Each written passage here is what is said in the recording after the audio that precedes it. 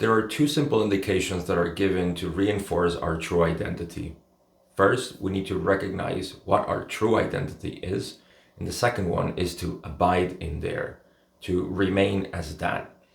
So this is going to be a three-part video in which I'm going to discuss how to remain there and how remaining there actually creates the result or the product that we're looking for in this process of meditation as a way of living. In other words, living in the state of meditation. So we begin this investigation by, again, going directly to the source of all questions, to all disquietudes of the mind, which is, who am I?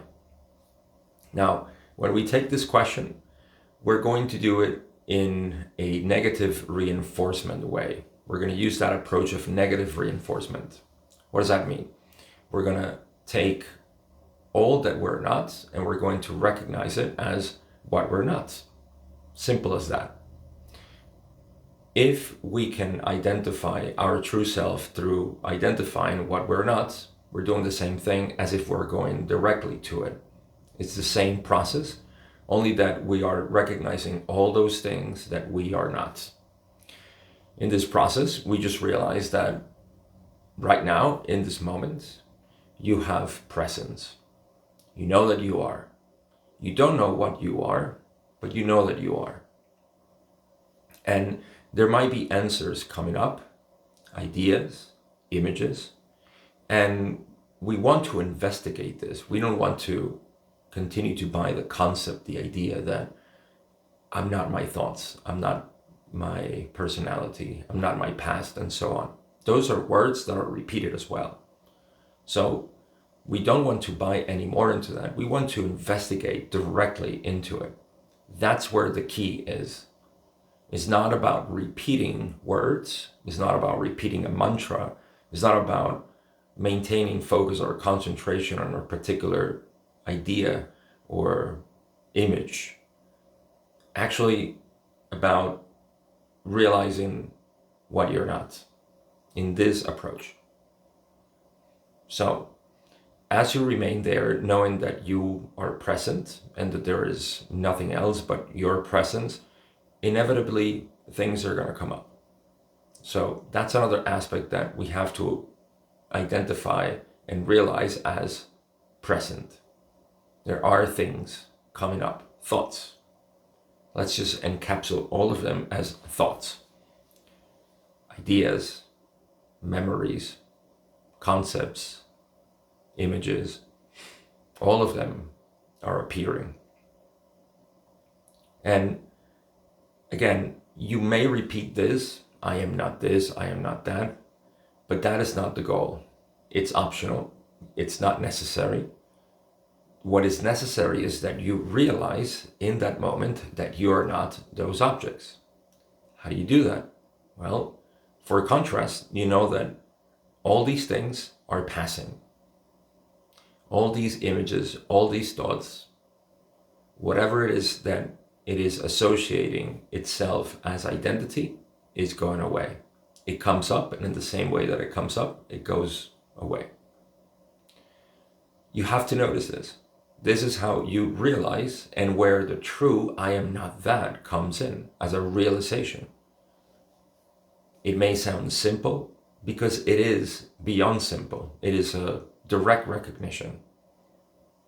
To the mind, it sounds simple because the mind likes to put things into difficulty spectrums and time frames. Here, there is no time, there is no difficulty. There's just realization that as I notice that things go by, I'm not that. However, I do remain. I notice that I remain. That is also undeniable. Even though things come and go, I remain. And even when attention is absorbed into the object that appears, could be a story, a narrative, something that is playing in the mind, even there, you know that you are. You are the one absorbed into the story. Here, we're not judging if we should be or shouldn't be. No, we're just noticing that I remain while everything else goes away. Some things may stay longer in my attention, but I remain as the one attending whatever thought or story comes up. And inevitably, it goes away. And I remain, even though the object of attention may shift. Sometimes there may be no object, and yet you remain. There is the state of simply being, which we call silence or void. And then another object comes up. The whole purpose of this exercise is for you to recognize two simple facts that are undeniable. The first one is that everything that is coming to your attention arises and falls away. Arises and falls away. That's the meaning of impermanence. Everything that I see, I cannot be because it goes away. And yet I remain.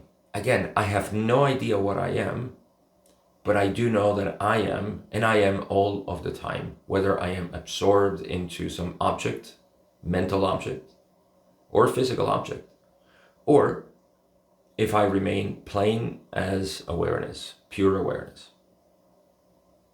Simple.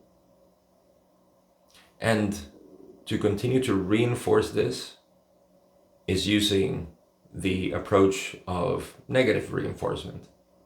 Realizing, not thinking, not repeating, but realizing I'm not that because it went away. Whatever definition might have come up, and watch it go away.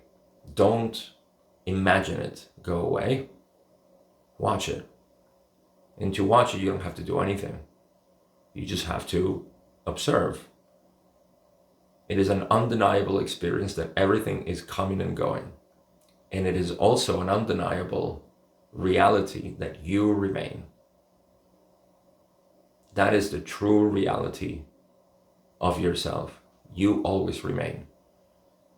I'm not giving you any advanced techniques. I'm just pointing out the obvious that is accessible at any moment.